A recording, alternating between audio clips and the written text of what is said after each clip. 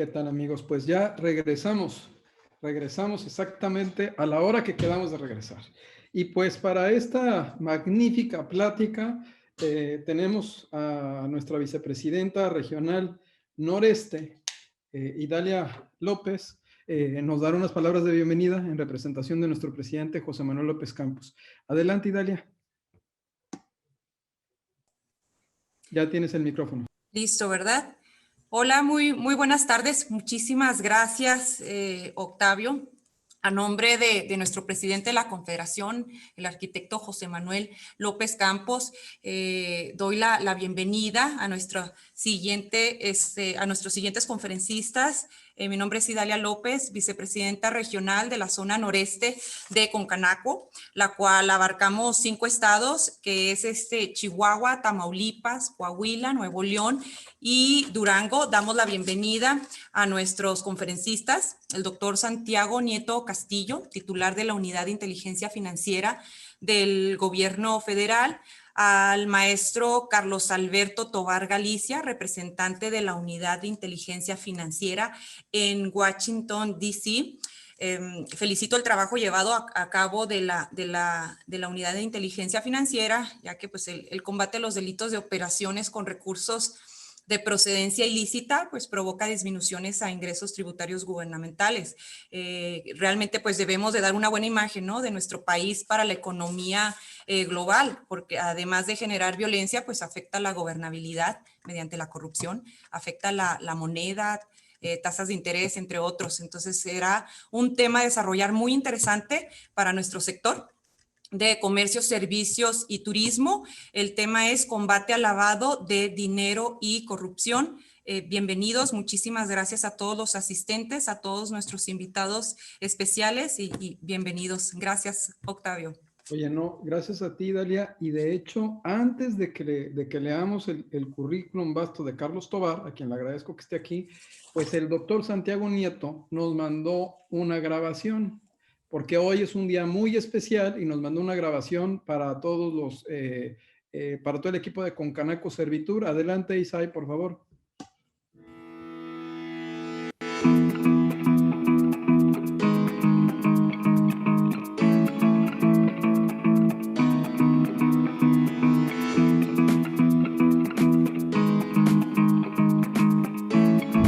Quiero agradecer mucho a Concanaco Servitur la posibilidad de poder estar frente a ustedes. Desafortunadamente no puedo hacerlo de manera presencial, pero que para nosotros es realmente importante que las organizaciones de la sociedad civil, la academia, los foros participen en este tipo de eventos para analizar en este primer Congreso Nacional Virtual sobre la reforma de 2021. Es relevante para nosotros incorporar a la discusión de la agenda pública nacional los temas sobre el combate a la corrupción y el lavado de dinero, cómo se vinculan las redes de corrupción, cuáles son las tipologías del lavado de dinero, con la finalidad de que todos los sectores, todos los sujetos obligados por actividades vulnerables, el sistema financiero, conozcan las amenazas, las vulnerabilidades de nuestro sistema y a partir de ahí podamos todos y todas ir construyendo en un país que termine por suprimir, reducir y en su momento eliminar estas prácticas que tanto lesionan a la economía nacional y al sistema financiero. Que este Congreso Nacional Virtual sea un éxito para todas y todos y pues les agradezco muchísimo su atención.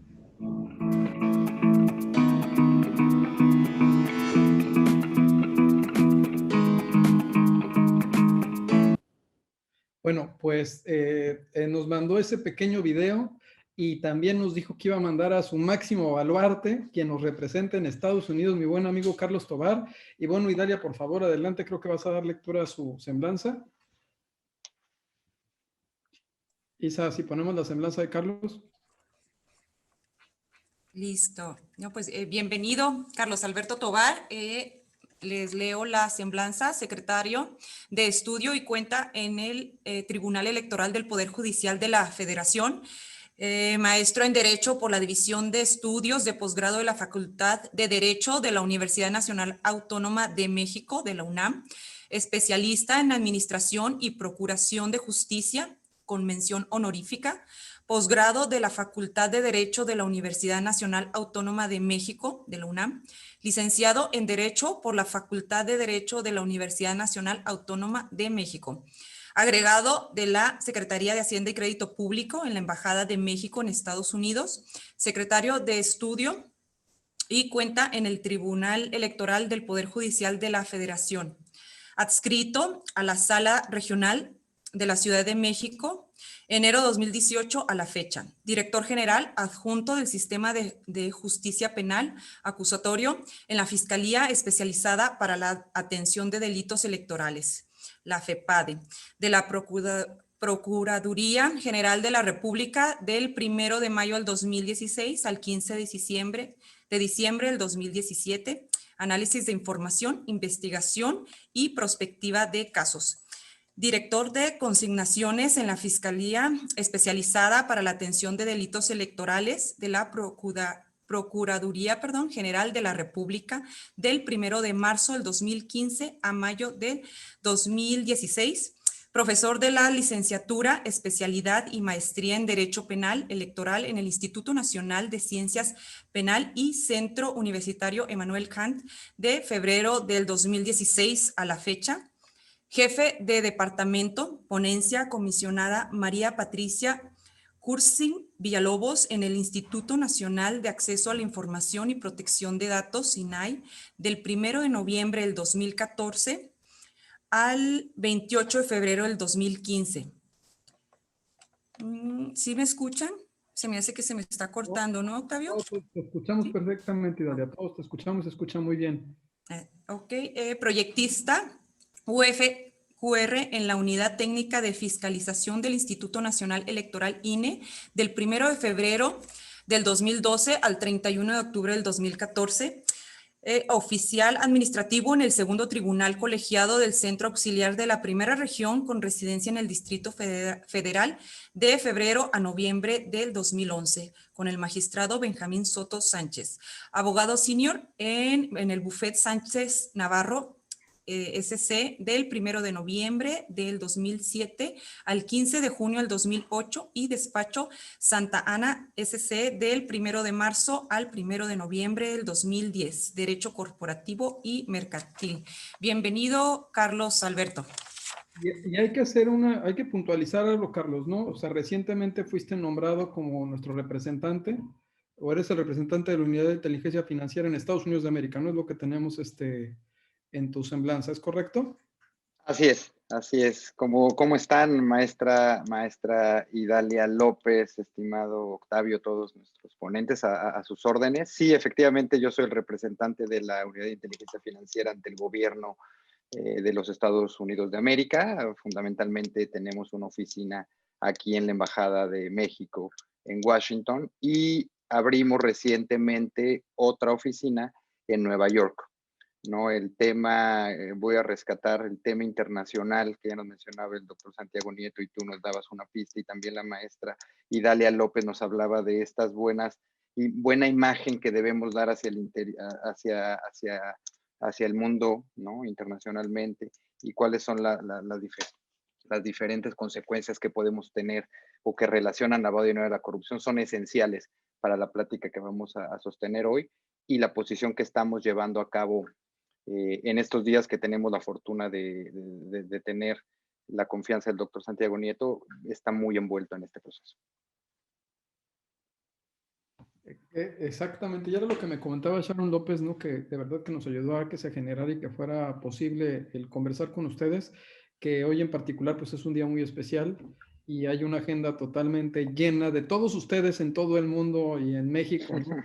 De actividades, porque pues el día de hoy tiene que ver con el tema del combate a la corrupción y pues es parte de la plática, de la conferencia y pues adelante, somos todos oídos. Carlos, al final van a haber preguntas, te las vamos a ir fildeando y pues estamos atentos a lo que nos quieras compartir y agradecidos. Con todo gusto. Por la participación. Con todo gusto, muchas gracias. Pues primero que nada, disculpan al doctor Santiago Nieto, como dices, el día de hoy es el Día Universal del Combate a la Corrupción en todo el mundo. Entonces, hoy y toda la semana ha estado llena de muchos eventos a nivel nacional y a nivel internacional para dar a conocer el combate y las acciones que está dando el país y los demás países en México. Me gustaría que nos sentáramos y ya vamos a entrar un poco.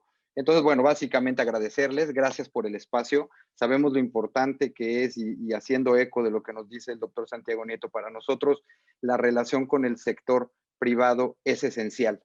O sea, quien siga pensando en que la corrupción es solamente a un funcionario público atrás de su escritorio obteniendo los bienes públicos para su beneficio privado exclusivamente, está en un error completo. Esto es un error en los que tanto el servicio público como también la participación privada, el apoyo de la sociedad privada y sobre todo la sociedad civil para la denuncia y para la participación en la transparencia y en la exigencia de la rendición de cuentas es esencial para esto. Entonces, celebramos que nos inviten, ojalá esto sea de provecho. Y bueno, les voy a compartir mi pantalla. Tengo por aquí, denme solo un segundo, en lo que les comparto mi pantalla. Share screen, ok. Solo un segundo, por favor.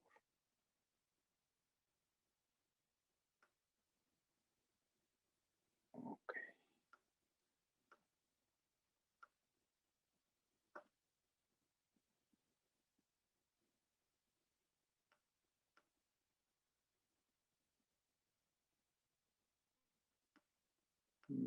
No podemos, pero bueno, vamos, no sé, tengo aquí problemas, un segundo.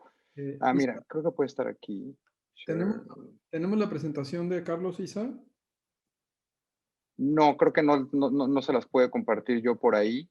Tenemos un tema con, ustedes saben, pero lo podemos hacer sin ningún problema. En la parte de abajo, lo único que nos... en la parte de abajo ya ves que dice Share Screen. Sí. Ajá, dale ahí y te va a aparecer un cuadro. Me sale Screen, Photos, iCloud, Dropbox. Ajá, selecciona tu presentación. Okay. Y después le vas a dar en Share, en la parte de abajo.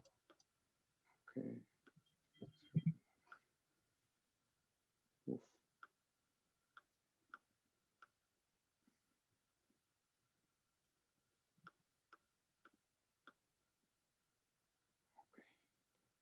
Bien, lo podemos hacer para no estarles aquí y avanzar un poco más porque el tiempo que tenemos es poco.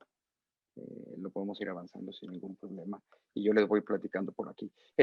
Primero me gustaría empezarles a platicar, no la pude compartir, voy a hacer el último intento y si no lo haríamos sin problema con el... ¿Estás haciéndolo desde una tableta o desde tu computadora? No, desde una tableta, justo no. En la tableta no es porque en la tableta es todo un show, Isa. ¿Es igual en la tableta? Mira, si quiere vamos platicando y lo que puedo hacer es en este momento compartírselo a Isa. Tenemos ahí algunos soluciones te juro que te los mando. Ok, se los mando en este momento. Y así vamos editando, yo les sigo platicando. Disculpen No te preocupes, Carlos. Si quieres, mándaselo a Magda o a mí o a Isa por WhatsApp y ahorita mismo nosotros nos encargamos. Y de todas maneras, bueno, pues ya es interesante que el día de hoy, bueno, tengamos la participación de Carlos, quien como ven tiene un amplio desarrollo en la parte jurídica, ¿no? Por la trayectoria que ha tenido y que bueno, que viene a reforzar el equipo del doctor Santiago Nieto, a quien de nueva cuenta pues le pediría a Carlos que le extienda un agradecimiento por la oportunidad que nos da de conversar con su equipo y de conocer estos temas que son muy importantes para el sector terciario, el de comercio, el de servicios y turismo. En la mañana ya tuvimos la participación del procurador fiscal de la Federación, Carlos Romero Aranda, con una participación destacada, temas muy interesantes, importantes, incluso premisas de las firmas que se dieron hoy en la mañanera en Palacio Nacional.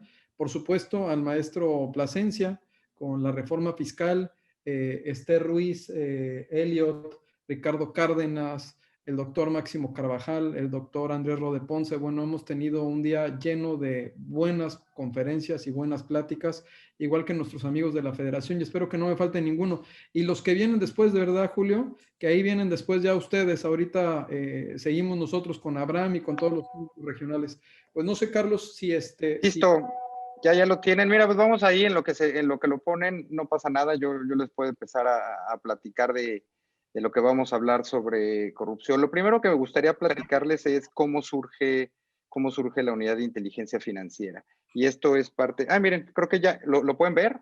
Ya lo vemos. Y si puedes abrir tu cámara, estaría súper bien, porque se cerró tu cámara. ¿Ahí me ven?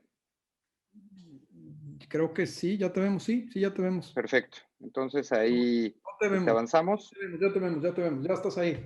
Excelente. Entonces, la siguiente lámina, si gustan, por favor. Lo primero que podemos decirles es la UIF. Vamos a empezar a hacer dos temas. ¿Dónde está la UIF? ¿Por qué nace la UIF?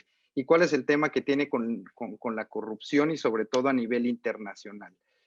Como ustedes saben, la UIF es la unidad administrativa de la Secretaría de Hacienda y Crédito Público, directamente de la oficina del secretario, que se encarga de combatir, de prevenir, de denunciar, de recibir, procesar y diseminar información financiera y de actividades vulnerables. Eso es esencialmente lo que hace la unidad de inteligencia financiera. ¿De dónde se recibe la información? Del sector financiero, por una parte, y la otra gran parte importante son a partir de las actividades vulnerables, como lo conocemos. Luego, ¿qué hacemos? Nosotros tenemos un sinfín de máquinas y de programas esenciales donde diseminamos la información, la procesamos, la analizamos, a través de modelos de riesgo tenemos ciertos targets y hacemos productos de inteligencia que se diseminan y terminan siendo una denuncia, la cual la denuncia se presenta principalmente hasta la Fiscalía General de la República. Sin embargo, también se puede presentar hasta fiscalías locales, se pueden dar vistas administrativas y en este caso también se puede dar información de inteligencia a otras autoridades. Algo muy importante es que aparte de este esquema nacional, se puede realizar exactamente lo mismo, pero a nivel internacional. No solo para mandar información, sino también para solicitar y para avanzar en las investigaciones. Fue creada por acuerdo del 7 de mayo de 2004. El año pasado celebramos los 15 años de la Unidad de Inteligencia Financiera en México y eso nos dio un avance muy importante para decir qué hemos hecho hasta el día de hoy a través de la Unidad de Inteligencia Financiera de México. ¿Qué era esta unidad de inteligencia? ¿Quién la conocía? ¿Por qué la conocía? ¿Es un hilo de negro? ¿Fue pensada en algún sótano de la administración pública o no? No, les vamos a explicar por qué. Y también, esto es algo muy importante, y era un poco el tema de que no habías compartido, es una instancia de seguridad nacional. Choca y tiene mucho que ver con estas afectaciones que puede tener el lavado de dinero a la economía del país y a las instituciones del propio país. Proteger la economía, proteger el sistema financiero mexicano es una labor en la cual la unidad de inteligencia financiera está íntimamente vinculada y en la cual tiene que combatir y hacer su trabajo. Y como les decía, esto no fue una idea surgida en algún escritor de alguien más, eso está contemplado total. La siguiente, por favor. Eso está contemplado totalmente en convenios internacionales de los que México es parte. Si podemos pasar a la siguiente lámina, por ahí lo van a poder empezar a ver. Y yo pues ahí les voy a platicar de tres, principalmente de Viena, que no es la primera, estas tres, Viena, Palermo y Mérida, son las convenciones de la ONU, que tienen que ver principalmente con combate a drogas, combate a delincuencia organizada, y Mérida, combate a corrupción, y por ahí vamos a empezar a tocar base. Pero, ¿qué nos implican estas convenciones o por qué es importante y cómo puedo demostrarles que efectivamente esto no se fraguó en el escritor de alguien pensando cómo hacerlo? No, en las tres convenciones, aquí tomo el artículo 14 de la Convención de Mérida, pero es exactamente replicado en las demás, de los estados que son parte les dicen en algún momento, para combatir el tráfico ilícito es muy importante que tengas una unidad de inteligencia financiera que dice sean capaces de ocupar e intercambiar información en los ámbitos nacionales y establecer una dependencia de inteligencia financiera que sirva de Centro Nacional de Recopilación, Análisis y Difusión de Información sobre posibles actividades de blanqueo de dinero. Entonces, hacia allá voy. Desde el 2003, que puede ser la de México, desde el 2004 que se fundó la Unidad de Inteligencia Financiera, México y todos los países del mundo, y voy más allá, vamos a hacerlo más pequeño el espectro, las 25 economías más grandes del mundo, la OCDE, las partes que son miembros del GAFI, conocen el hilo negro para combatir el crimen y el delito. Y el hilo negro lo vemos desde aquí. Tienes que tener una unidad, llámale como quieras, pero tiene que ser una unidad de inteligencia que pueda, una unidad, una dependencia que pueda recopilar datos, que pueda analizarlos, que pueda transmitirlos y que pueda prevenir actividades de blanqueo de dinero. Si la tienes, puede ser parte de nuestro selecto grupo de estas 25 economías. Entonces, para dar cumplimiento a estos compromisos internacionales y otros nacionales que vamos a ver, es que la Unidad de Inteligencia Financiera empieza a hacer su trabajo. Aquí está definido básicamente la ruta por la que la Unidad de Inteligencia Financiera, la UIF en México y en general en todo el mundo, es la mejor manera de poder combatir cualquier acto criminal, ¿no? Esto está muy relacionado con una política de que hay que seguir el dinero y el dinero siempre deja una ruta para poder combatir el crimen, y eso me parece que en esta administración y en este gobierno lo hemos podido entender muy bien. Hay que atacar la estructura financiera de las actividades criminales. Pero vamos avanzando. La siguiente, por favor. Entonces, lo que vamos a tener en un primer momento, la primera premisa va a ser: México está cumpliendo con el estándar internacional de tener una unidad de inteligencia financiera nacional. Sí lo está haciendo. ¿Y cómo? También porque es parte del GAFI. El GAFI es el Grupo de Acción Financiera Internacional que se encarga de medir las 40 recomendaciones mundiales que tienen las grandes economías para cumplir o para calificar de tener un esquema internacional suficiente para prevenir el lavado de dinero. Viene muy relacionado con lo que nos decía la maestra Idalia. Para generarles a nivel internacional una buena imagen. Que el mundo en sus inversiones digan: puedo invertir en México. Oye, pero México es de alto riesgo o es de bajo riesgo, está en la lista gris de la ONU, está en la lista negra, ¿puedo invertir o no? Pues mira, aquí están las recomendaciones y está bien calificada. Tiene un sistema y tiene una unidad de inteligencia financiera, tiene un sistema financiero fuerte y tiene las medidas adecuadas para poder tener un tema de prevención del lavado de dinero. Perfecto. Entonces, esa seguía. ¿Y cómo lo hacemos? A través de la recomendación 29 del GAFI, que básicamente es la puerta de entrada a este grupo de miembros de las grandes economías de la OCDE, donde nos pide que tenga una unidad de inteligencia financiera cada uno de los Estados miembros. La siguiente, por favor. ¿Cuáles son los fines? Lo puedo repetir, creo que eso ya les quedó. Generar confianza y generar estabilidad. Tengo cómo combatirlo y tengo las herramientas necesarias para hacerlo. Es muy importante que hay diferentes esquemas de dónde están las unidades de inteligencia financiera. Algunos las tienen dentro de las fiscalías, algunas las tienen dentro de los bancos centrales, y principalmente, y la que en mi concepto es la que mejor funcionalidad es tenerla dentro de las secretarías de finanzas. ¿Por qué? Porque cuentas con la mayoría de la información que necesitas para procesar. Y la información es lo único que realmente se necesita para poder avanzar en los temas. Entonces, México cuenta con estabilidad y con confianza a través del cumplimiento internacional que ha dado tanto las recomendaciones GAFI como también a los compromisos internacionales de lo que México va a esta parte. Entonces, espero que eso haya quedado como claro que sí, la unidad de inteligencia financiera no viene de una idea, no es algo que haya venido en esta administración, no es que se descubrió, no es que se haya creado específico para perseguir, no. Esto estamos, y tampoco estamos descubriendo el hilo negro, y eso hay que serlo muy sincero, esto es algo de un compromiso internacional y que internacionalmente se tiene comprobado que es la manera más efectiva de poder combatir el crimen. Y ahora vamos a hablar de corrupción en este día. Entonces me dice, bueno, ok, muy bien, una convención para drogas, una convención para delincuencia organizada y también, muy importante, la convención de Mérida, una convención para la corrupción. Y ahí, si quieren, la siguiente lámina, por favor. Y bueno, para ir entrando el tema, ¿qué es la corrupción? Para Kirchner señala que la corrupción es una ecuación en donde un agente tiene el monopolio de las decisiones, actúa con altos niveles de discrecionalidad y no existe una rendición de cuentas, y por ello se posibilitan los márgenes de desviación.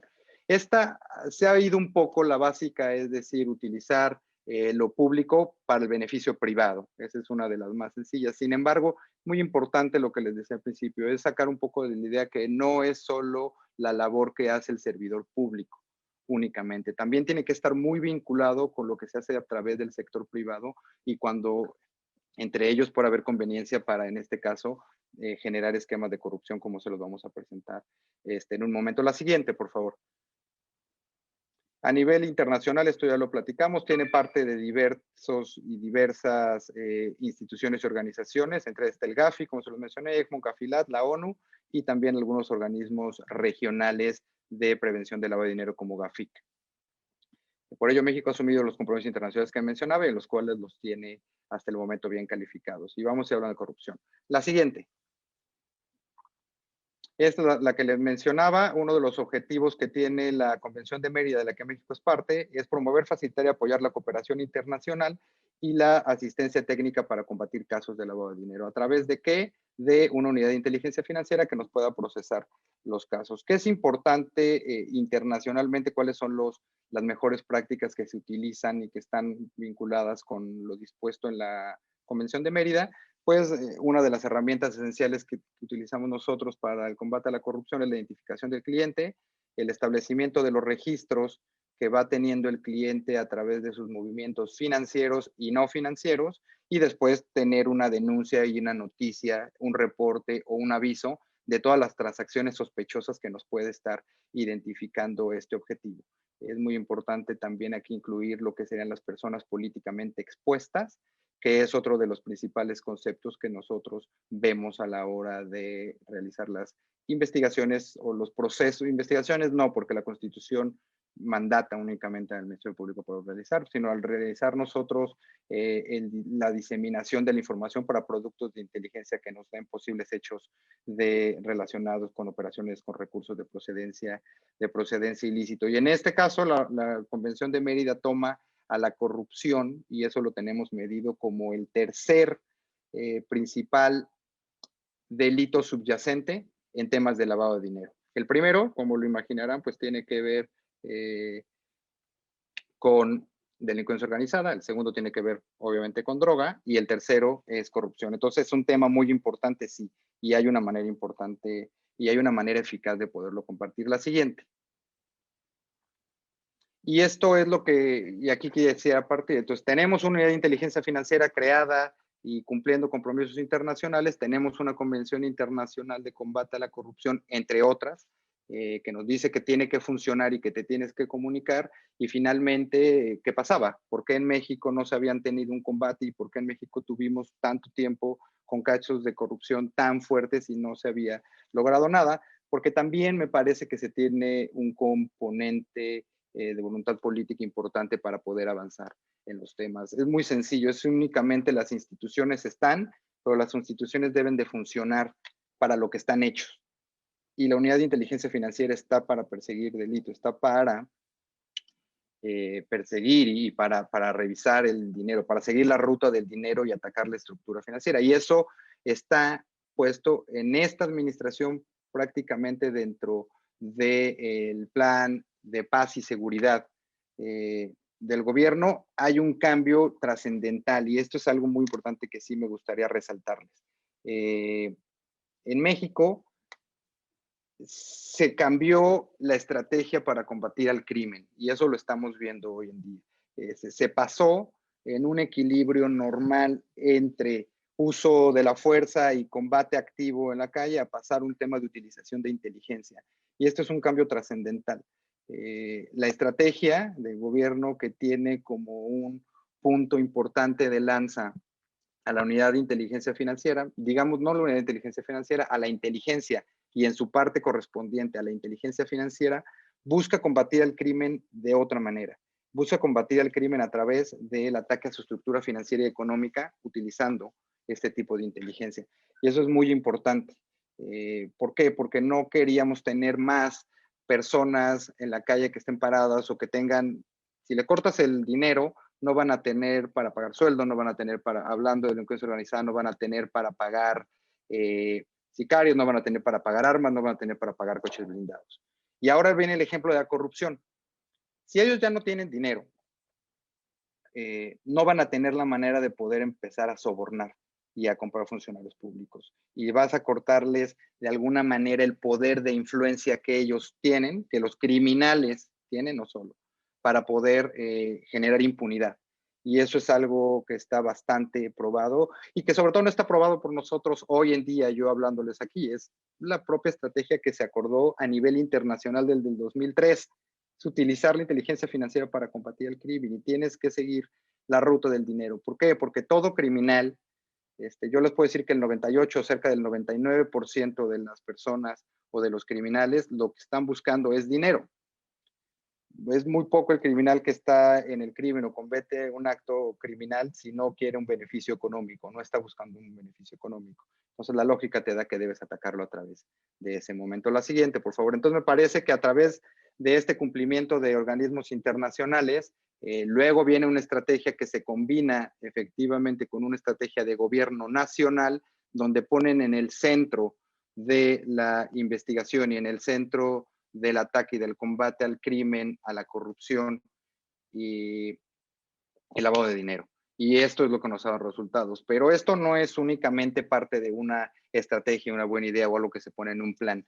Para todo esto, también recomendado por las recomendaciones Gafi y los convenios internacionales en la materia, se tiene que tener, y la base de una estrategia siempre es una evaluación, ¿no? Primero tenemos que tener un diagnóstico de cómo estamos y de dónde vamos y qué tenemos que hacer. En este 2020, la Unidad de Inteligencia Financiera presentó, en cumplimiento a las recomendaciones Gafi, su evaluación nacional de riesgo. Y esta evaluación nacional de riesgo nos dice que, en efecto, la siguiente, por favor. La corrupción es una de las principales amenazas estructurales que tiene México para prevenir y combatir el lavado de dinero y el financiamiento del terrorismo, ¿no? Los tres principales que nosotros tenemos identificados en esta evaluación nacional de riesgo son la delincuencia organizada, nada nuevo, la corrupción y también el nivel de recursos ilícitos que se generan en el país. ¿Y esto por qué? Esas son las amenazas, pero ¿por qué esta amenaza es así según nuestra evaluación nacional de riesgo? Bueno, porque existe todavía en México alguna economía informal, hay operaciones en efectivo, bastantes operaciones en efectivo que se siguen realizando dentro del territorio nacional, hay bastantes operaciones en dólares y hay movimientos transfronterizos en puertos y entradas de salida internacional. La siguiente, por favor. Como les decía, parte de nuestra evaluación nacional de riesgo, que por cierto es pública, en su versión pública está publicada en la página electrónica de la Unidad de Inteligencia Financiera, ahí pueden encontrar estas láminas, nos dice que el combate a la corrupción, como se los mencionamos, es un eje fundamental del Estado y se ha empezado en esta administración a través del uso de la inteligencia y de la inteligencia financiera a combatir este delito predicado de lavado de dinero. Se han realizado ciertas acciones que han aumentado la percepción de la corrupción, que ha mejorado la percepción de la corrupción de la sociedad en este tema de lavado de dinero y corrupción, y que tienen que ver con sanciones exfuncionarios de alto nivel, ¿no? Me parece que eso es algo esencial. Las sanciones pueden llegar a ser desde una sentencia que ya tengamos después de un proceso penal, pero también nos pueden llevar a sanciones administrativas como las que puede dar la Secretaría de la Función Pública, o nos pueden dar el combate a su operatividad, como puede ser un congelamiento de cuentas por parte de la Unidad de Inteligencia Financiera. Se ha también entendido que la corrupción implica y está inmersa también en los delitos electorales, y esto es el paso trascendental también, que los efectos de la corrupción pueden iniciar a través de los procesos electorales y que de la ciudadanización del combate a la corrupción ha funcionado. Si bien tenemos un sistema nacional anticorrupción, como ustedes saben, fue creado hace 3 años y está todavía incompleto en algunas partes, tenemos un eje esencial de ciudadanía inmerso dentro del propio comité ejecutivo y organizativo de todo este sistema nacional anticorrupción, y eso ha generado que la propia sociedad esté involucrada en el tema de combate a la corrupción y que esté involucrada en los temas que nos importan a todos. Parte de eso, y me parece que este tema de ciudadanización del combate a la corrupción es el foro que estamos teniendo hoy en día. No muchos foros, me parece que en el 2018 y el 2017 se tenían como eje central, se pudiera hablar de lavado de dinero, de corrupción, y que pudiéramos estar hablando de casos denunciados y ya en procesos penales ante órganos jurisdiccionales por el tema que está pasando de corrupción. Y bueno, que este tipo de sanciones, y por mencionar algunos de los ejemplos, está la estafa maestra, ¿no? Como que todo el mundo conocemos que está hoy denunciada, y también el hecho de Odebrecht, ¿no? Que esto es algo que tenía que pasar en México. Era increíble cómo el Lavallato, Odebrecht en todo el mundo, bueno, no es todo el mundo, en América había tenido destituciones de presidentes, Brasil, Perú, muchos estados del sur, y en México no había pasado nada, ¿no? Eso era increíble, pero bueno, afortunadamente vemos que con el uso de las instituciones, a través de una manera institucional, se puede combatir a los actos de corrupción a través del lavado de dinero. Esa es la clave donde puedes ir siguiendo el rastro y poder identificar realmente las redes de corrupción que se van tejiendo en los criminales. Esta evaluación nacional de riesgo quedó comprendido que la corrupción no solo es fuente de fondos ilegales, sino que también hace posible el lavado de dinero y sus delitos precedentes. Pues bueno, esto es esencial lo que habíamos dicho. Sí es el fondo ilegal, al tú obtener dinero por hechos de corrupción, es desleal. Yo les voy a poner aquí un ejemplo muy básico que nosotros estuvimos viendo en un estado central de México, donde una persona que estaba lavando dinero relacionado con hechos de corrupción y de narcotráfico creó una empresa de transportistas, y de repente esa empresa de transportistas pues tenía de transporte, tenía costos demasiado bajos, pero excesivamente bajos, que obviamente la competencia no podía tener un ejemplo equilibrado de competencia leal ante este tema. ¿Y por qué era así? Bueno, pues porque no era un negocio real, o no era un negocio leal constituido conforme a derecho, sino únicamente una empresa que estaba siendo utilizada para lavar dinero y donde las pérdidas y los ingresos no estaban totalmente registrados. Y por eso generaba un ambiente de deslealtad y de inequidad para la competencia de las propias sectores del mismo transportista, ¿no? Entonces eso es más como un ejemplo de las distintas y de las fuertes repercusiones que puede tener el lavado de dinero para el sector privado por una parte, y ahorita vamos a ver cómo tiene que ver con su propia participación. Sin embargo, tampoco podemos decir que en corrupción esté todo hecho. Yo creo que a raíz de que el gobierno empieza a encontrar maneras de combatir de manera más efectiva el crimen, también el crimen empieza a tener maneras de poder o querer burlar. Y bueno, el gobierno también desde 2018, ¿cuáles son las asignaturas pendientes que trata el gobierno? Desde 2018 se iniciaron 3 investigaciones sobre cohecho internacional, y la realidad es que no se ha llevado a ningún servidor público o una entidad involucrada. Estos son 2 años en los que no se ha avanzado en las investigaciones, y es importante que también en el cohecho internacional estemos involucrados como Estado mexicano, ¿no? Los primeros casos han pasado, nunca pensamos que un exsecretario pudiera estar procesado probablemente por narcotráfico, ¿no? Nunca pensamos que un exdirector de una paraestatal pudiera hacerlo. Están pasando los primeros casos, y esto debe también avanzar con temas de cohecho internacional. También es lo mismo, ¿no? México no ha castigado casos de cohecho internacional pese al grado de corrupción en los negocios internacionales. Y la incidencia y la prevalencia de la corrupción son muy altos, por eso resulta necesario fortalecer el trabajo coordinado entre las distintas autoridades. Esto es muy importante. Se ha empezado a dar últimamente las bases de datos, por decirlo de alguna manera sencilla, que utiliza la inteligencia, cada vez están mucho más reforzadas, y sobre todo en esta administración se ha entendido que poder diseminar información no solamente en denuncias penales, sino también en vistas administrativas y en productos de inteligencia a policía es muy importante para empezar a generar casos. Lo otro del trabajo coordinado con distintas autoridades a nivel internacional ha sido esencial. Particularmente, la siguiente, por favor.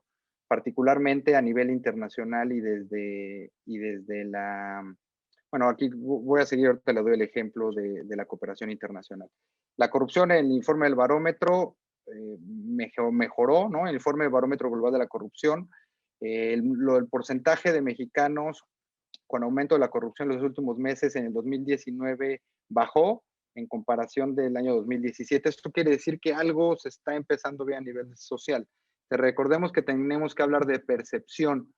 No podemos hablar de una cifra clara cuando hablamos de corrupción. La corrupción no se puede medir porque es algo que no se reporta formalmente ante la autoridad, por eso no pueden tener las cifras duras, pero la percepción de la sociedad que entiende que algo mejor se está haciendo, ¿no?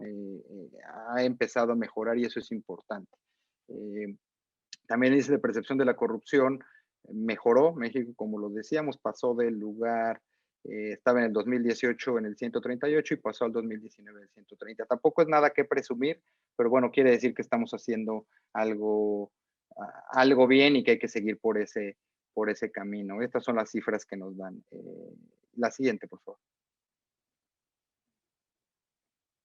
No, antes de eso les quería platicar esto. O sea, también a nivel internacional, como también fue mencionado al inicio de esta plática, es sumamente relevante que empecemos, y voy a dar un poco porque creo que estoy bastante en la hora, es importante que los países empiezan a ver que procesamos información que tiene que ver con corrupción.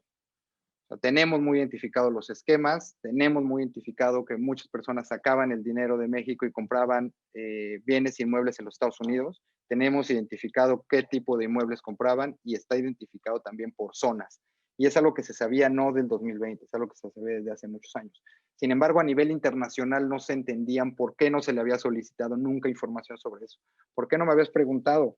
¿No? ¿Por qué no tenías una investigación y me decías que lo estabas procesando? ¿Por qué no habías hecho algo de Odebrecht en tu país? Y bueno, esas preguntas hoy en día se están empezando a calmar, se están empezando a llenar y están empezando a generar una confianza mayor, una confianza más importante de México, que dan una percepción internacional de que el combate a la corrupción en México está haciendo.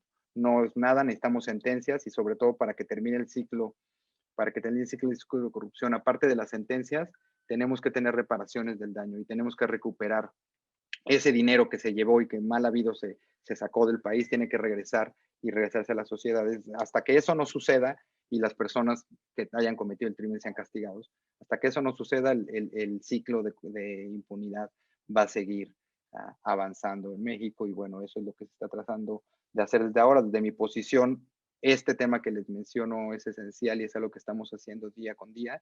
Estamos buscando la manera de intercambiarnos información de una manera segura y de una manera efectiva con nuestras contrapartes en Estados Unidos y estamos generando casos binacionales. Y eso es de las cosas más importantes que podemos tener. Hoy está nutrida y bueno, voy a avanzar. Derecho a la información contra la corrupción. No sé, por ahí, Octavio, yo estoy terminando a las 7:20 porque también quise dejar un espacio para preguntas que veo que por aquí me llevan, pero como no estoy en tableta, no las puedo ver. No te preocupes, vas bien, vas bien. Al final cerramos con algunas preguntas que te lleguemos a fildear. Perfecto. De tiempo, o sea, traemos 20 minutitos, muy bien. Ok, estamos excelentes. Bueno, el derecho a la corrupción y la corrupción es esencial, la información y la corrupción, ¿no? Por una parte, ya les vine explicando cómo se creó a nivel internacional una unidad de inteligencia financiera encargada para combatir el lavado de dinero, que también es esencial para el combate a la corrupción, cómo eso se convalida o se relaciona con una estrategia y con una política nacional coherente y adecuada, y cómo eso empieza a dar ciertos resultados que se son evaluados por las autoridades correspondientes. Bueno, algo muy importante, esta evaluación nacional de riesgo se presenta ante el Grupo de Acción Financiera Internacional y es evaluada es una evaluación mutua, entonces es evaluada por todos los países que integran el GAFI y que están representadas las 25 economías. Entonces, ¿qué es lo que estamos buscando nosotros? Que vean que estamos haciendo algo y que podemos generar una mayor confianza internacional para generar la inversión en México. Antes, para que no se vaya, porque creo que no nos va a dar, y con Estados Unidos es esencial este tema. Aparte de GAFI, me gustaría traer su atención hacia algo que se firmó en el 2020, porque había estado, y es el capítulo 27 del TEMEC. En el capítulo 27 del TEMEC, o sea, para que veamos realmente el alcance internacional que tiene la corrupción y por qué es tan importante meternos. Se tiene un capítulo específico entre México, el TEMEC, ustedes saben, México, Estados Unidos y Canadá, firmamos un tratado comercial y ese tratado comercial incluye un capítulo anticorrupción. Y en ese capítulo anticorrupción lo que dicen es, bueno, vamos a comprometernos a que los países efectivamente apliquen sus leyes anticorrupción. Y esto tiene todo el sentido con lo que les sigue diciendo. Bueno, tienes la institución, tienes la información, ¿por qué no lo procesas? Entonces lo que tienes que hacer es hacer que salga. Nos falta por ahí terminar nuestro sistema nacional anticorrupción con los magistrados, pero esto es importante. ¿Qué otra cosa es que se comprometieron los tres países hablando del TEMEC, México, Estados Unidos y Canadá? A combatir a coordinarse y cooperar para combatir contra la corrupción. Este tema en particular está dando muy buenos resultados en México. No es el momento, tengo por ahí algunos casos que luego los vamos a platicar, espero que nos dé tiempo, pero en muchos de ellos ha habido cooperación internacional y a través de eso es que hemos podido identificar los bienes y las relaciones. Es de todos conocido y no es un secreto a voces que el dinero lo pudieron haber generado de manera ilícita aquí, los actos de corrupción los que metían aquí, pero como una tradición lo que hacían es, terminando una vez de eso, se iban a otro país, comúnmente Estados Unidos, compraban casas y de ahí se iban manteniendo. Entonces, estos casos que se los vamos a presentar tienen que ver con esto y me parece que están dando cumplimiento a un tratado comercial. O sea, vean un tratado comercial que tiene que ver o que te está obligando de alguna manera a compartir información y a combatir a la corrupción. Y lo otro, que es lo que yo quería compartirles o lo que me parece algo muy importante para ustedes y que sería materia de charla en algunos otros foros, más espacio y demás, es que se incentiva al sector privado a realizar programas de autocumplimiento, del compliance que tanto estamos viendo, ¿no? Eso es muy importante, sobre todo en las pymes. Es muy importante que el sector privado, como les decíamos, empiece a generar sus propias guías anticorrupción, sus propios procesos de compliance para prevenir corrupción, porque todo mundo puede ser sujeto de tener una licitación con el Estado o de tener algún hecho donde puede ser sujeto a corrupción, y esto es una parte trascendental y es el siguiente paso que me parece que tanto México como el sector internacional va a empezar a tener dentro de este proceso de combate a la corrupción. Pero bueno, sigamos con nuestra presentación. Derecho a la información contra la corrupción. México subió posiciones de percepción de la corrupción en 2019, ya lo mencionamos. ¿Y por qué la transparencia?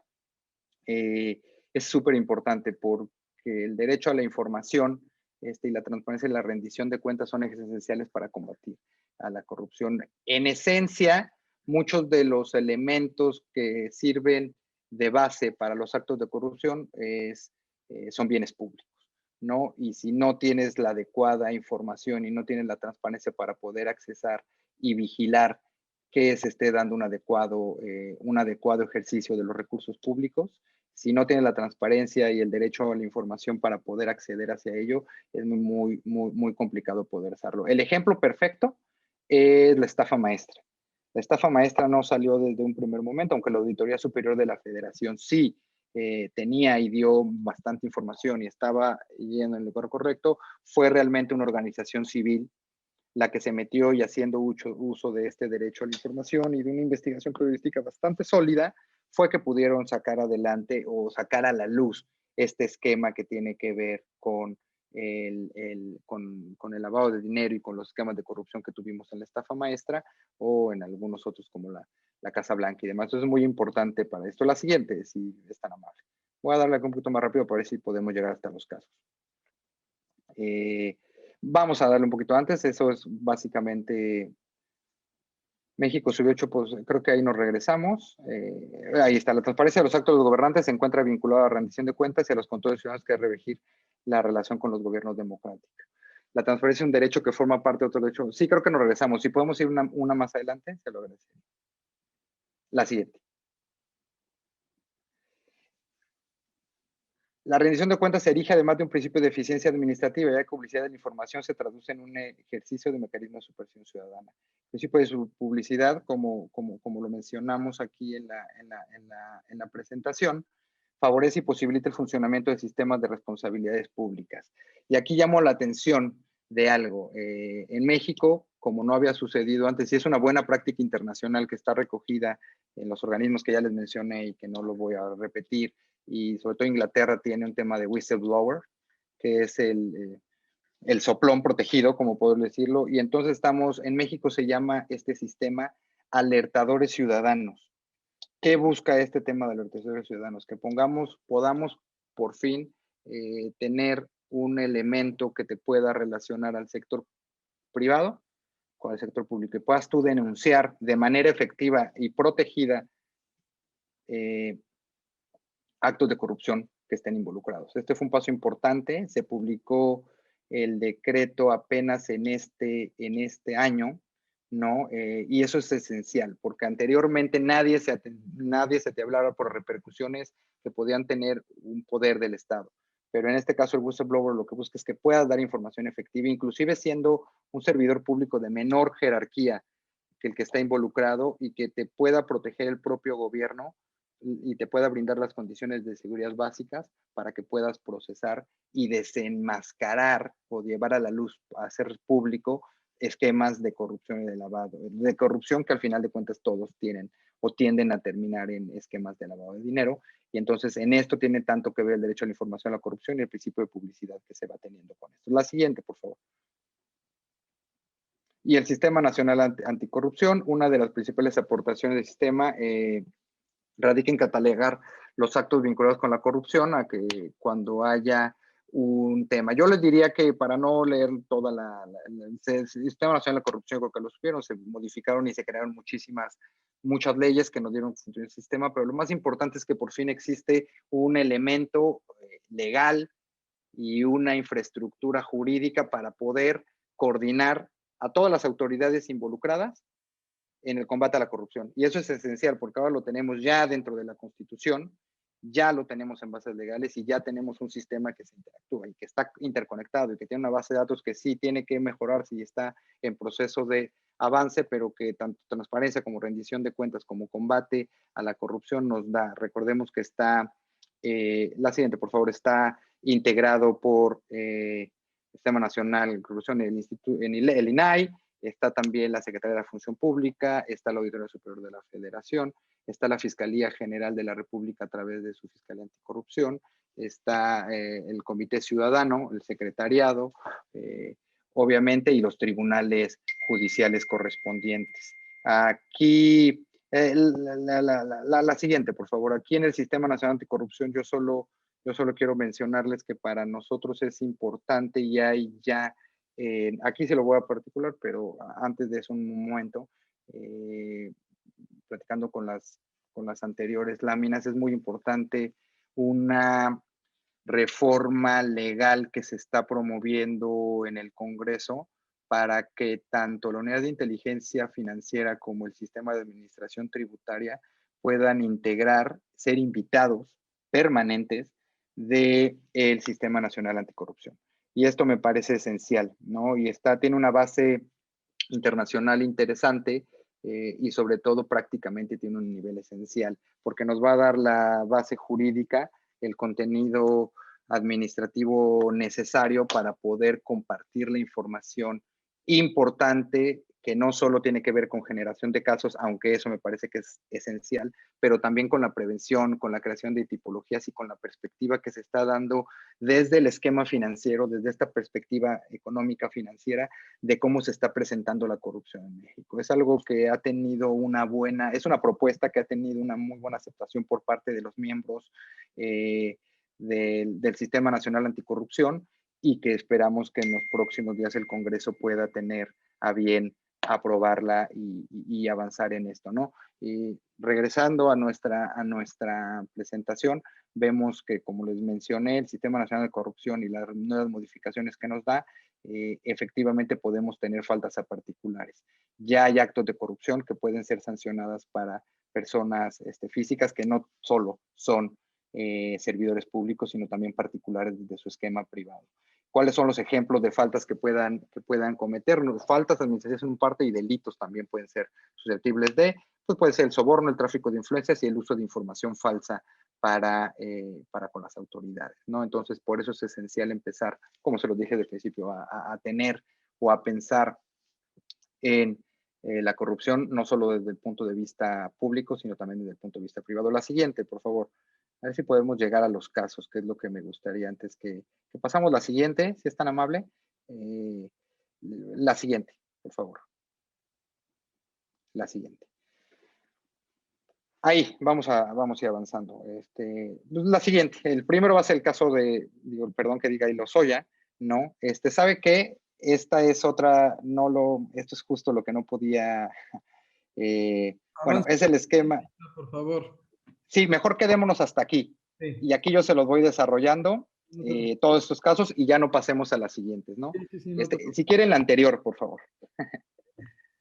Ok, es que era otra versión. Discúlpenme por eso, pero bueno. El primer caso que todo el mundo conoce y que fue parte de esta administración es el caso de Odebrecht. No es un caso que no se había querido investigar en México, pero que a través de solicitudes Egmont es una membresía internacional que tienen todas las unidades de inteligencia financiera en el mundo, con el cual nos compartimos información fidedigna y de manera segura. A través de esto, con diversas autoridades internacionales y también a través de las propias investigaciones que se hicieron desde la Unidad de Inteligencia Financiera y el Sistema Financiero Mexicano, pudimos dar con hechos posiblemente constitutivos de derecho, no solo del titular o el ex titular de Petróleos Mexicanos, sino también con un gran conglomerado de personas físicas y morales allegadas a su persona, y que es un esquema típico de lavado de dinero. Es muy difícil que el dinero te entre directamente a Carlos Tovar y en la cuenta de Carlos Tovar tiene, pero para eso existen mecanismos jurídicos y demás para crear empresas fantasmas o personas jurídicas ficticias a través de representantes para poder ir ocultando las capas de dinero.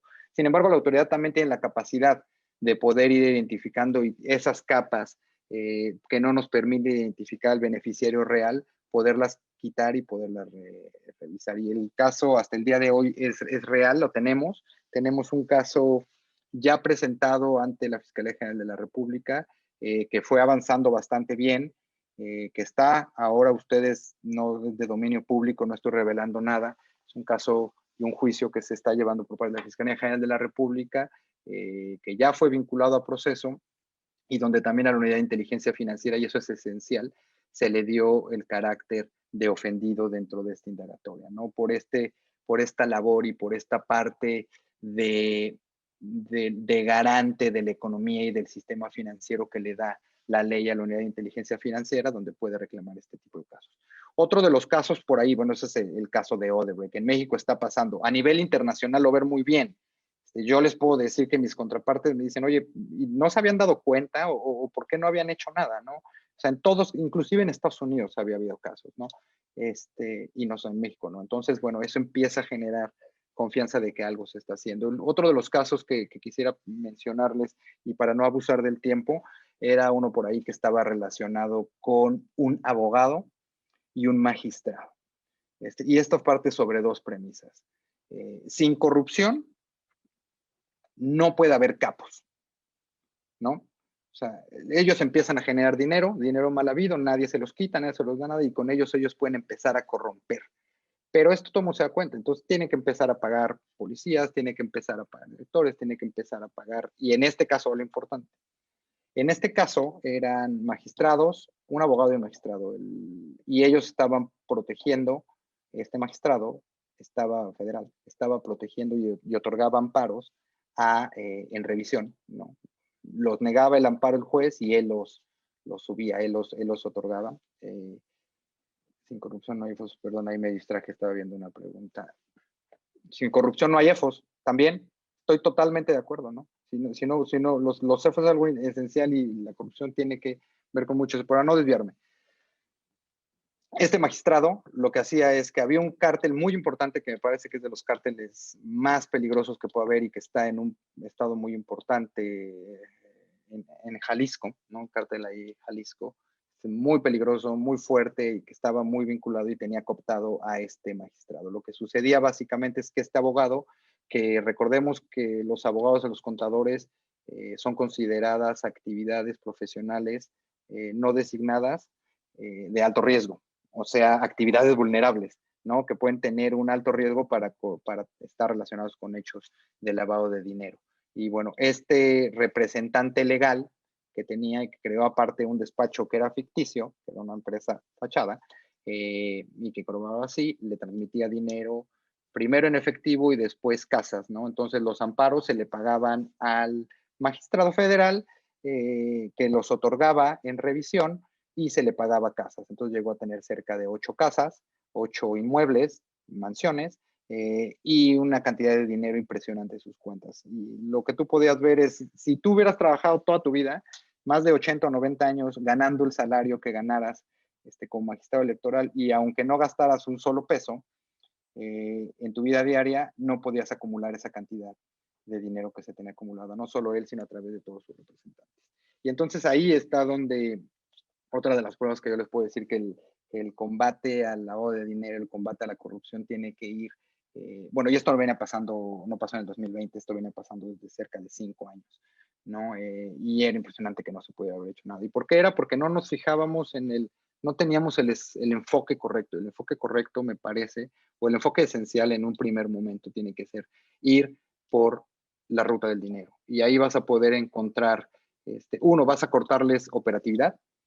Dos, vas a combatirles su poder de influencia que termina en corrupción. Y tres, vas a hacerlos cometer errores, ¿no? Otro caso esencial de esto ya para terminar, y donde creo que fue un reflejo muy importante de por qué esta estrategia de combatir el crimen de esta manera es efectiva, fue la detención del Marro, de un cártel que se llama Santa Rosa de Lima en Guanajuato, que ellos después de drogas se dedicaron al huachicol, ¿no? Ya no eran drogas, sino lo que traficaban era combustible. Así es, el crimen está evolucionando en todos, ¿no? Y lo que ellos hacían era muy peligroso, estuvo yendo, se le bloquearon todas sus cuentas, ya no tuvo capacidad económica, ya no pudieron estar protegiendo, dejó de poderles pagar a sus sicarios, a sus agentes, a la gente que la protegía, y empezó a cometer errores, y cometió tantos errores que hace cerca de 3 o 4 meses fue detenido en Guanajuato, en un movimiento que hacía, donde no se disparó, me parece que una bala, y fue disparada por parte de él o de la gente que está con él, pero nadie falleció, se pudo detener, se le están quitando sus recursos, se está devolviendo eso y él está en la cárcel, ¿no? Esa me parece que tendría que ser, y obviamente pues no tenemos víctimas colaterales de este efecto, y también en la sociedad, porque esta base social que también van construyendo el crimen organizado, pues es la única manera que se puede deteriorar. El tema, vale, es un tema muy interesante. La verdad es que una hora es insuficiente para esto y podemos platicar de muchos casos y de más percepciones y de esto, pero en este Día Internacional del Combate a la Corrupción, para mí era esencial exponerles un poco de esto, el trabajo que se está haciendo, la importancia de que el sector privado esté con nosotros, la importancia de que ustedes puedan creernos y puedan entendernos que internacionalmente vamos mejorando, que se está generando una convicción diferente de la percepción que se tiene por México, pero que nada está concluido. Es el primer paso que estamos dando.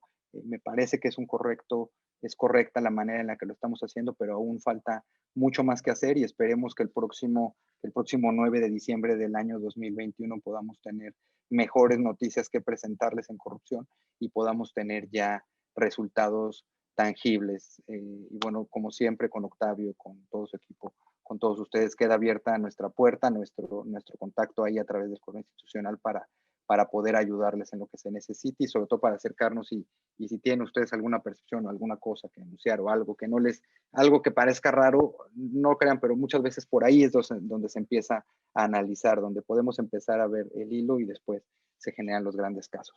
Entonces, pues, no sé si tuviéramos ahí espacio para preguntas, estimado Octavio. Claro, Carlos. De hecho, disculpándome por la pregunta, por el tiempo, ¿eh? No te preocupes, no, al contrario, la información es bastante importante, no te preocupes por la presentación. Sí, si puedes ahí borrarla, te lo agradecería.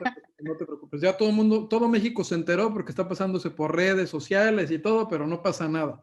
No te preocupes, no lo vamos Mira, la verdad es que no es nada público. O sea, lo único que a ver, voy a aclarar eso porque es muy importante. Yo lo que no quería presentar ahí era para que el debate no se formara de acuerdo a los casos y perdiéramos la información de todo lo demás. Pero todo lo que está presentado son casos públicos y que ya están, de hecho, denunciados y están ahí hasta comunicados.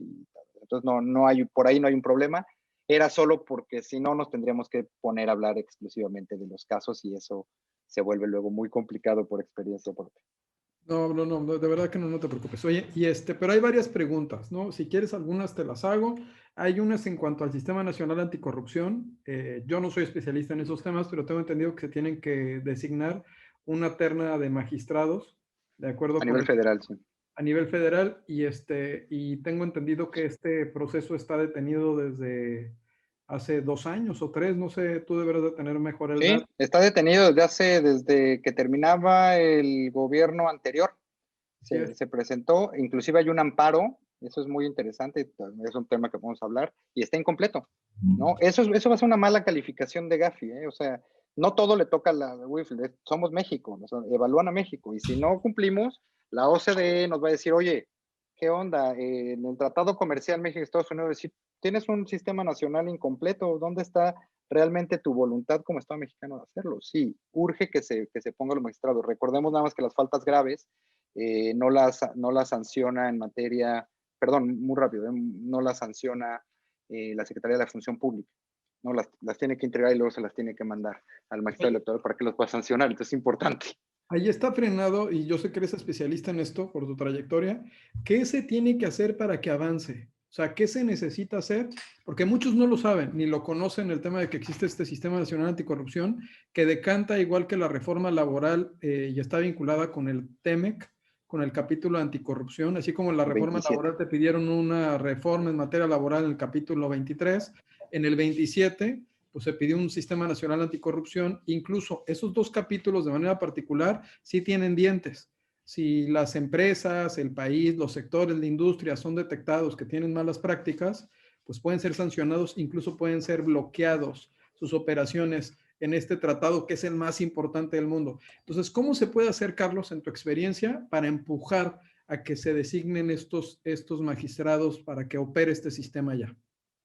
Mira, yo te diría, y un poco está en la presentación, hacer uso como desde la ciudadanía, yo dirigiéndose a ustedes, hacer uso de su derecho a la información y ese derecho a la transparencia, empezar a meter solicitudes de información, empezar a preguntar, realizar foros, hacer propuestas, ¿no? Decir, oye, ¿por qué no está sucediendo? ¿Por qué no está pasando? Inclusive, ese amparo se los voy a compartir, te lo comparto a ti, a ver y luego porque lo podemos ver, porque es una manera, recordemos que la corrupción, hay por ahí una teoría, yo creo que defendemos nosotros, que sí, vivir en un ambiente libre de corrupción está relacionado con derechos humanos, ¿no? El combate a la corrupción es un derecho humano y eso es esencial y eso nos abre la puerta para judicialmente. Digo, están muy bien los foros, además yo desde varios ámbitos, el ámbito académico me parecería esencial, el ámbito de transparencia y también a mí me gusta mucho el ámbito judicial.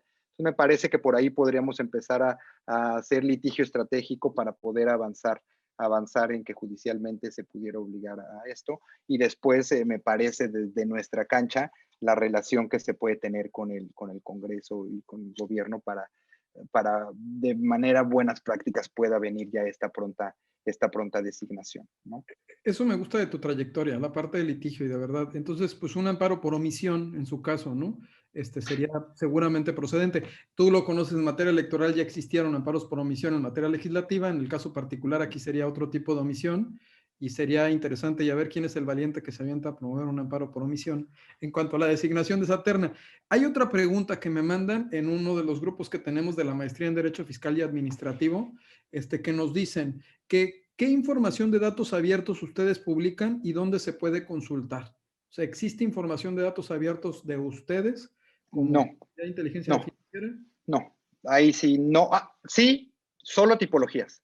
Ahí las van a encontrar, pero ustedes saben cuál es la esencia de una tipología. La tipología no es un caso, la tipología es un esquema general de prácticas recurrentes dentro del mundo que te genera, ¿no? Tenemos una tipología relacionada con trata, tenemos una tipología relacionada con actos de corrupción, y eso sí lo pueden encontrar por parte de datos abiertos. Y ahí voy a llamar la primera parte. Somos un área, la UIF es el hilo negro, o sea, somos parte de un cuerpo de seguridad nacional. O sea, por eso algunas veces somos. Entonces pero estamos del otro lado, también prevenimos, ¿no? Y tenemos combate. Entonces es una autoridad, es una institución bien esencial dentro del Estado, porque está en el límite de las dos. Y bueno, por el tema de seguridad nacional nosotros no podemos, las bases de datos están totalmente cerradas, pero eso no implica que no seamos sujetos de transparencia y de rendición de cuentas. Entonces, la manera de hacerlo es a través de nuestra evaluación nacional de riesgo, a través de nuestras tipologías, a través de nuestros comunicados. Pero como tal, procesar datos, como entiendo que es la pregunta hacia dónde, dato que se pueda extraer y que se pueda manejar, no, justo eso es nuestro core y es algo que está totalmente protegido por ley como instancia de seguridad nacional. Oye, y otra pregunta que me parece importante, que también nos hacen llegar, dicen, cuando congelan cuentas sin una orden previa, ¿ante quién se puede pedir la revisión? Perfecto. Eso es Qué como, bueno, eso. aparte del que te equivocó, o sea, no, yo creo que también llega a haber un error, supongo que no todo avanza y procede, porque si no tendríamos muchísimos casos judicializados, ¿no? Entonces, ¿ante quién ellos van y tratan de, si tienen una cuenta congelada, ante quién pueden llegar a promover una revisión, Carlos? Perfecto.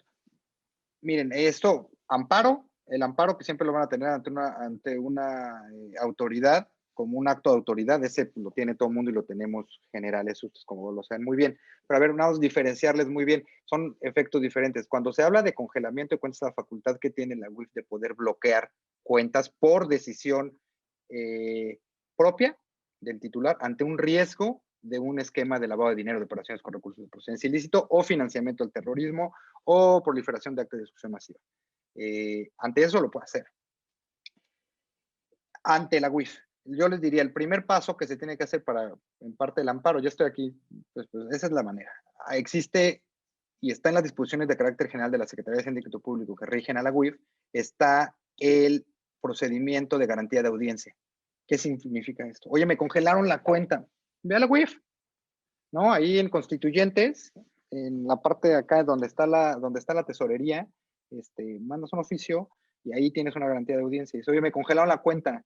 Estos son mis pruebas de descargo que tengo para esto. Y se hace un pequeño procedimiento. Tic, tic, tic. Oye, sí, bueno, no sucedió, si sucedió, es correcto, no es correcto. Puede proceder un bloqueo de cuentas o se mantiene el bloqueo de cuentas. Estamos hablando solo sede administrativa. Una vez que se presentan las denuncias, el tema sigue congelado y ya luego el Ministerio Público ante un juez, porque administrativamente no lo podemos hacer por decisión de la UIF, pero el Ministerio Público ante un juez tiene que proceder al aseguramiento de esas cuentas congeladas y ese ya es otro proceso y ahí tendría que ser otro amparo por la acción del Ministerio Público, del fiscal federal en este nuevo sistema. Y ahí es, pero eso es lo que yo te diría, tendrían que agotar su garantía de audiencia y de serlo. Y es parte de la reforma que está ahora en el regreso a Cámara de Diputados para próximamente ser publicado. Eso estaba en disposiciones, ese proceso que te digo, estaba en disposiciones de carácter general, ahora se va a subir a ley.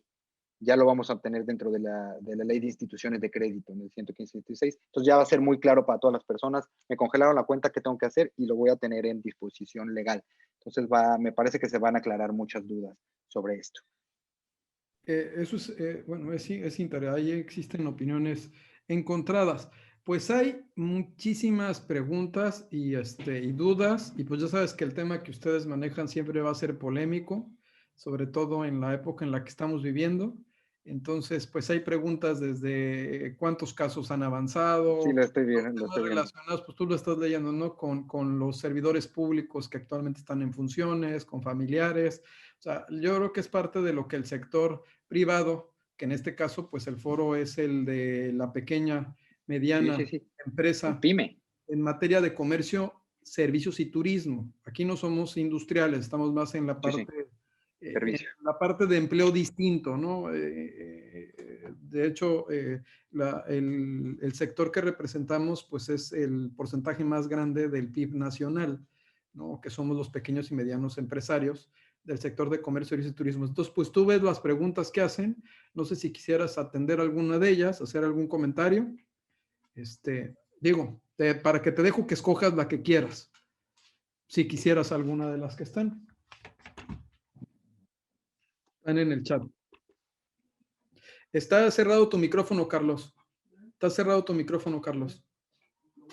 Discúlpame, es que estoy en este chat. Ok, a ver, dice UIF de uso de políticos. Pues mire, empezamos de atrás para adelante. Pues, la UIF podría emitir los avances en materia de los delitos graves, podría emitir los avances en materia de delitos graves en perjuicio de la nación.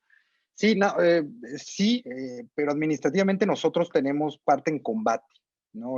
Combate impune. Nosotros, ¿qué podemos hacer? Nuestro poder más grande es, les decía, recopilar información, procesar la información y diseminarla.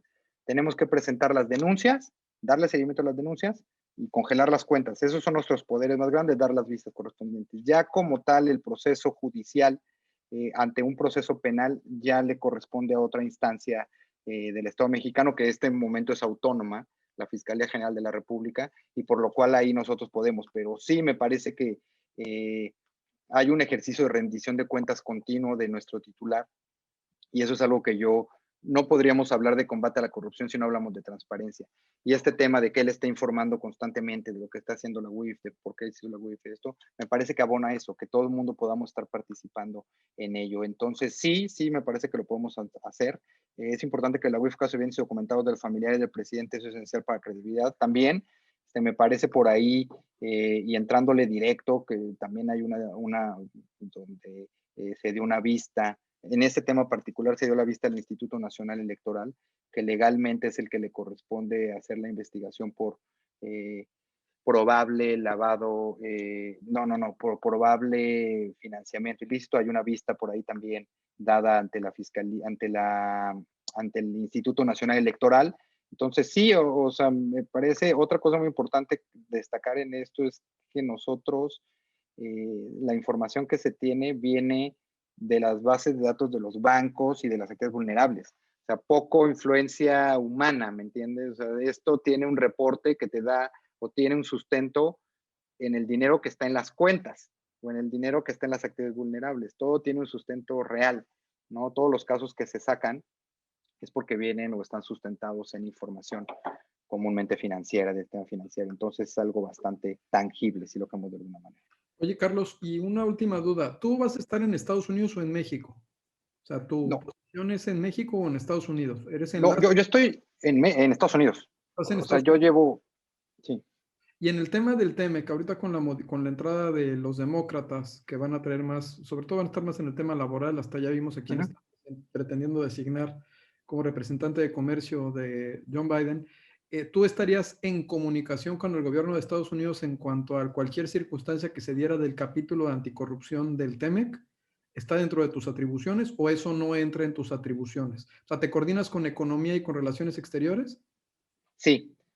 Tenemos los esquemas, relaciones exteriores, economía, nosotros, función pública desde México, todos en general damos pues recordemos lo que les decíamos, que fue un tratado comercial, sí, con ciertas actividades muy particulares, pero está obligado México, no solo Secretaría del Trabajo, así. Entonces, sí, en este tema de corrupción hemos platicado, hemos tenido algunos foros por aquí en Estados Unidos.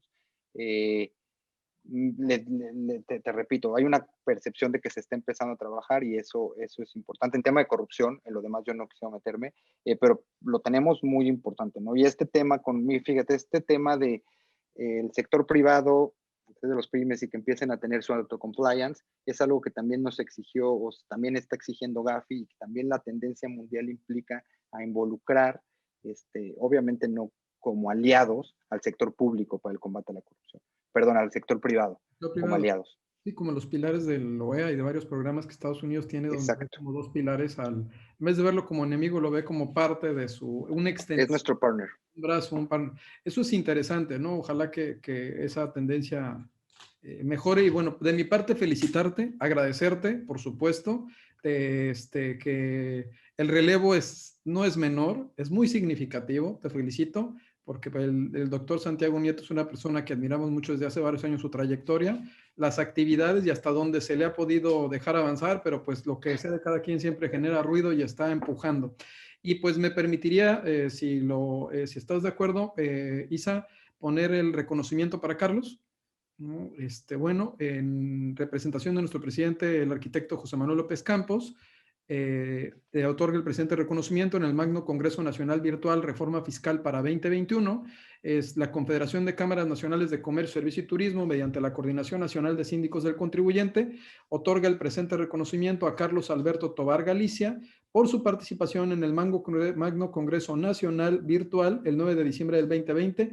Firma el presidente de la Confederación, el arquitecto José Manuel López Campos, y tu servidor, el doctor Octavio de la Torre de Estéfano. Te agradecemos de verdad invaluablemente tu presentación. Yo ahorita veo contigo los temas, ¿no? Para que no pierde cuidado, no se va a compartir más que la parte que ustedes nos autoricen. En su caso, el video sí se va a estar reproduciendo. Y también, bueno, me gustaría ceder la palabra a Daniela porque, aunque el doctor no pudo estar presente, y le quiero agradecer muchísimo a Sharon ¿no? El apoyo y las facilidades que nos dieron para que pudiera ser posible esta reunión y sobre todo, obviamente, pues al titular, al doctor Santiago Nieto, pues, ¿qué crees, Carlos? Quiero que veas el siguiente video de cierre. Isa, no sé si puedas ponerlo, por favor.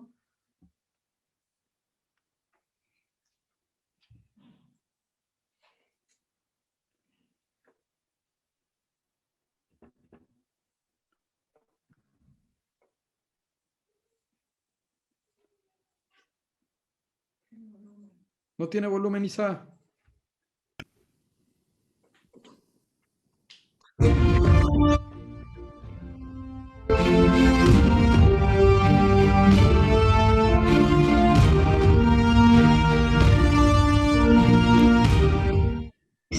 Lo quiero agradecer a TLC Magazine México, a Hagamos un Trueque, por supuesto a Octavio de la Torre y a Daniela Martínez por este reconocimiento. Y agradecer el impulso que dan en su campo en materia de difusión a la cultura del cumplimiento del Estado de Derecho, de la ley, al cumplimiento fiscal, aduanero y de comercio exterior. A través de una cultura de prevención y cumplimiento se combatirá de forma eficaz a la delincuencia organizada, la corrupción y por supuesto el lavado de dinero en nuestro país. Es una obligación de todos y de todas poder generar todas las acciones que están a nuestro alcance para combatir este lastre social. Después me piden que abra esta caja donde habrá un pensamiento. Y dice, un reconocimiento por su legado de Hagamos un Trueque, TLC Magazine México.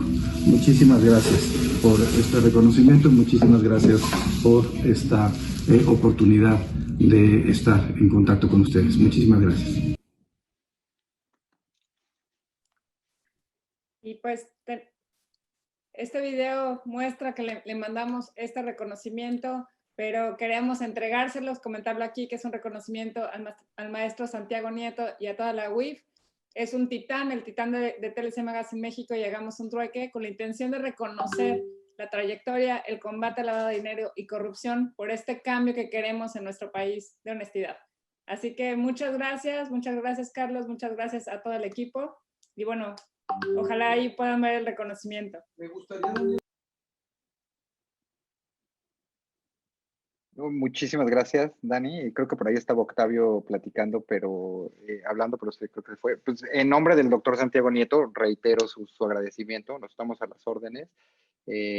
Tenemos un gran ejemplo en el titular, el doctor Santiago Nieto, para seguir su camino y, pues bueno, brindarles nuevamente nuestra total accesibilidad y nuestra voluntad de servicio público que tenemos para ustedes, para que puedan confiar en lo que se está haciendo en el país desde la Unidad de Inteligencia Financiera y para que podamos avanzar en los temas de combate a la corrupción, especialmente en este día. No es un día que todos tenemos que recordar y esperemos que en un año, si es que nos volvemos a ver o por estas fechas, podamos dar mejores resultados. Ese es nuestro compromiso y esa es la visión que estamos teniendo. Seguir avanzando. Mil gracias.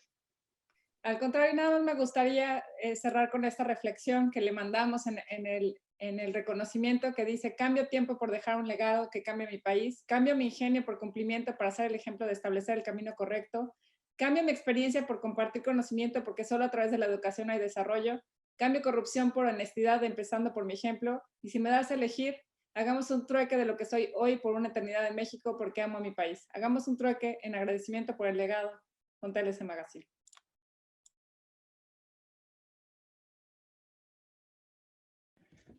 Carlos, está cerrado tu micrófono, pero...